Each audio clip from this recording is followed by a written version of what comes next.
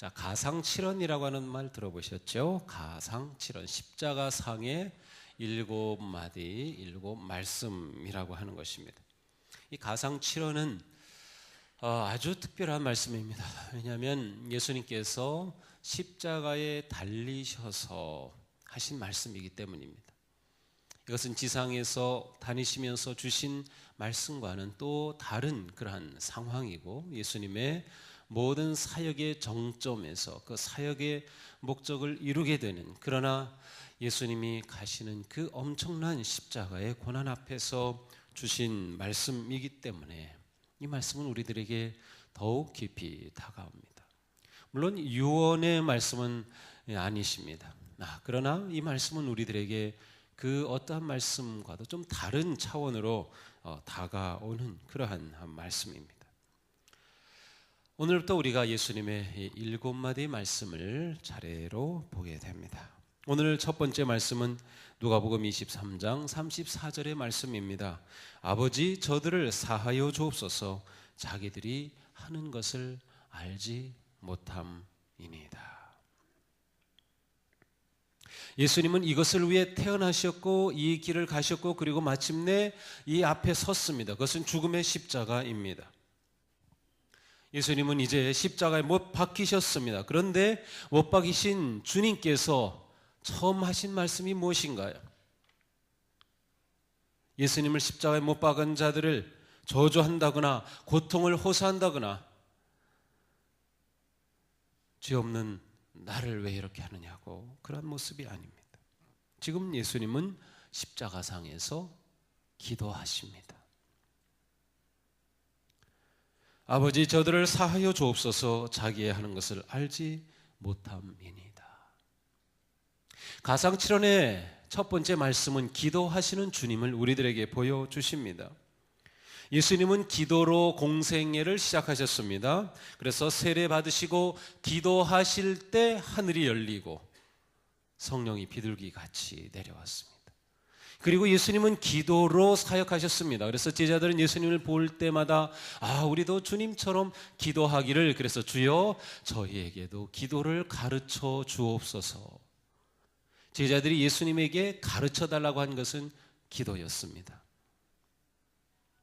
그러니까 예수님의 가장 두드러진 모습은 기도하시는 모습이에요. 그런데 이제 예수님의 마지막 순간에 예수님은 기도하십니다.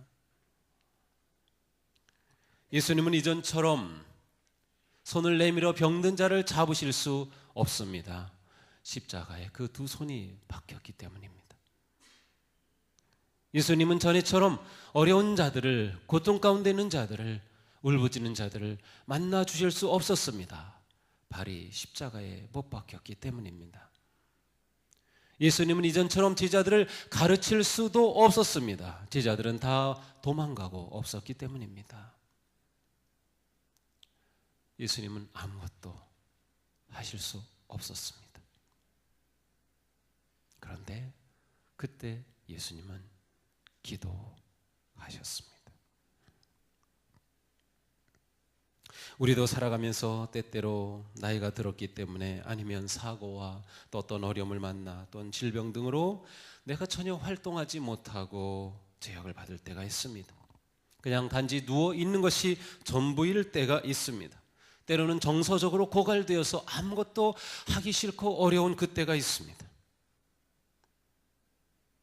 움직일 수 없는 상황, 절망적인 상황, 인생의 마지막인 것 같은 상황. 그러나 예수님은 그와 같은 상황에서 기도하셨습니다. 그것도 남을 위해 기도하셨습니다. 예수님은 십자가에서조차 우리에게 기도의 본을 보여주십니다. 기도가 얼마나 중요한지 다시금 우리를 기도의 삶으로 초대하십니다. 더군다나 이 기도는 원수를 위한 기도였습니다. 아버지, 저들을 사하여 주옵소서, 자기의 하는 것을 알지 못함이니이다. 예수님은 지금 자기를 십자가에 못 박은 살인자들을 위해 기도하십니다. 주님의 기도는 결코 그 대상에 제한이 없었습니다. 예수님의 기도는 끝이 없는 기도였습니다. 예수님의 기도에서 제외될 수 있는 대상은 아무도 없었습니다. 자신을 십자가에 못 박은 사람들을 위해서조차 그들을 위해 기도하신 주님. 이러한 주님의 기도는 우리를 엄청나게 도전하십니다. 우리의 기도는 너무나도 작습니다. 우리의 기도는 너무나도 제한적입니다. 자신의 가족의 범위를 벗어나지 못합니다. 기껏해야 친구와 교회를 위한 기도 정도, 성도를 위해 기도하는 정도, 자신의 복과 안위와 만족과 승리를 위한 기도에 머무는 우리들입니다. 예수님은 맨 끝에 있는 사람, 심리적으로 맨 끝에 있는 사람, 관계적으로 맨 끝에 있는 그 원수를 위해 기도하셨습니다. 우리의 기도는 넓어져야 하고 깊어져야 하고 한계를 넘어서야 하며 연령과 지리와 정서와 관계의 모든 한계를 넘어서야 합니다.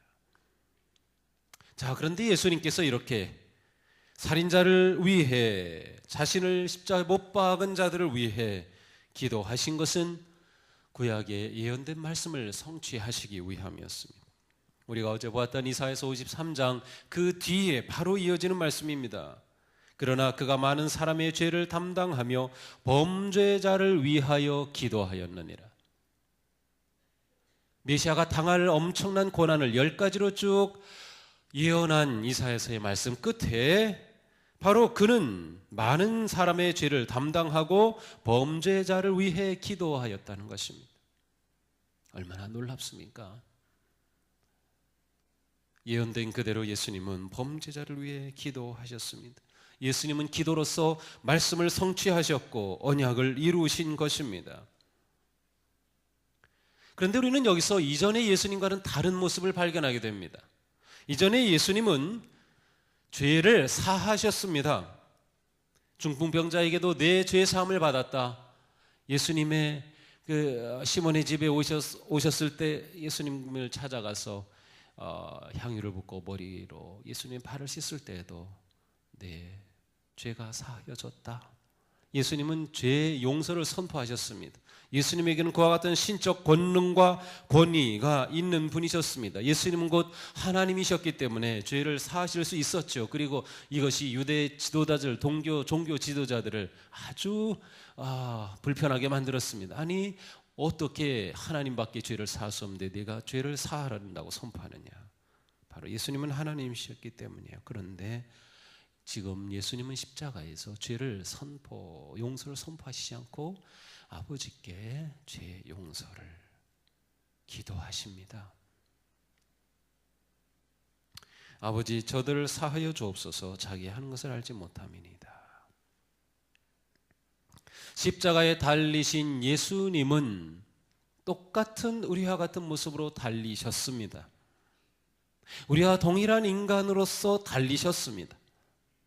이 순간은 온전히 인간의 모습으로 하나님 앞에 죄를 위해 기도하시는 중보자가 되신 것입니다. 하늘의 영광과 권세를 버리시고 우리와 똑같은 사람이 되셔서 중보의 기도를 하시는 주님. 주님은 용서를 위해 기도하시면서 그들은 자기 하는 것을 알지 못함이니이다. 그들이 하는 것을 알지 못하는데 그들을 용서하기를 기도합니다. 아니, 잘못했다고 와서 용서를 비는 게 아닌데, 회개하는 것이 아닌데 알지 못하는 그들을 위해 기도하신다고 하는 사실입니다. 그들은 눈이 가려져 있었습니다. 그들의 죄가 얼마나 큰지 그들은 미처 알지 못하고 있었습니다. 그들은 메시아인 줄을 깨닫지 못하였습니다. 그들의 눈은 가려져 있었고 자기들의 하는 것이 죄악된 것인 것조차도 모르고 있을 때 주님은 그들을 위해 기도하셨습니다. 그들이 알지도 못한 것, 깨닫지도 못한 것, 가려서 보지도 못한 것까지도 품으시면서 기도하신 주님. 이 기도가 우리를 구원하신 거예요. 만약 우리가 지은 죄에 대해서 하나님께 다 구해야만 용서받는다면 우리 죄는 용서받지 못해요. 용서를 구하지 못한 죄가 얼마나 많은가요? 근데 주님은 그 죄까지도 용서하시는 거예요. 그 죄까지도 용서를 위해 중보하신 거예요. 주님의 십자가의 죽으심은 바로 우리의 모든 죄, 알지도 못한 죄, 깨닫지도 못한 죄까지도 품으시는 그러한 놀라운 용서의 기도였습니다. 우리는 살아가면서 내가 용서받은 존재인 줄조차도 모르고 살 때 많습니다. 감사할 줄도 모르며 겸손하지도 못하며 욕심과 자기 만족과 자기 자랑에 빠져서 사는 우리들입니다. 그러나 주님께서 알지도 못하고 행하는 죄를 용서하시는 그 놀라운 사랑이 아니었다면 우리는 이미 우리의 죄값으로 멸망할 수밖에 없었을 것입니다. 주님의 이 첫 번 말씀을 볼 때 우리는 기도하시는 주님, 끝없는 기도, 그리고 우리를 용서하신 그 사랑을 보게 되죠. 아버지, 저들을 사하여 주옵소서. 자기의 하는 것을 알지 못함이니이다. 예수님은 산상수훈에서 원수를 사랑하고 핍박하는 자를 위해 기도하라고 가르쳐 주셨습니다. 예수님은 그렇게 말씀하셨고 또한 그렇게 사셨습니다. 예수님은 완전한 스승이셨습니다. 그런데 예수님이 스승이 되신 가장 중요한 방법은 십자가에서 죽으심으로 가르치신 대로 사셨다고 하는 사실입니다. 이것은 우리를 그와 같은 삶으로 초대하시는 위대한 초청입니다. 우리는 입으로 원수를 용서한다, 사랑한다 라고 쉽게 합니다. 그러나 우리는 마음으로는 용서하지 못합니다. 우리는 마음으로는 용서했다고 말합니다. 그러나 우리는 실제로 그 사람과 손을 잡지는 않습니다.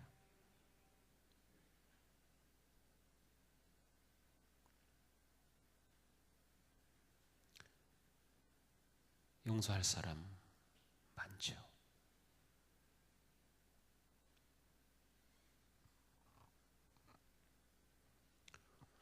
예수님의 십자가의 첫 번 말씀은 우리를 용서의 삶으로 초대합니다.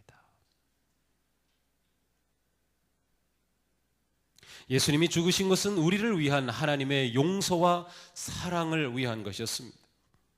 예수님의 십자가가 용서와 사랑을 확증해 주셨습니다. 우리는 용서받았으므로 용서를 해야 합니다. 그것이 예수님의 본을 따르는 것이죠. 용서를 선포하시기 바랍니다. 용서하기를 두려워하지 마시기 바랍니다. 용서를 주저하지 마시기 바랍니다.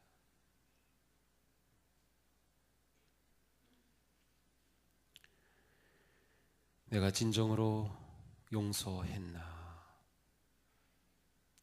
물어보십시오. 내 생각에 용서했나? 내 마음에 용서했나?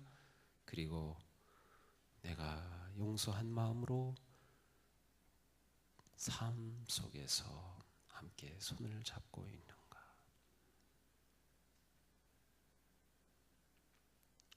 용서는 빠를수록 좋습니다. 오늘 하루 지나기 전에 먼저 기도하고 문자를 보내고 전화를 하고 용서를 선포하시기 바랍니다.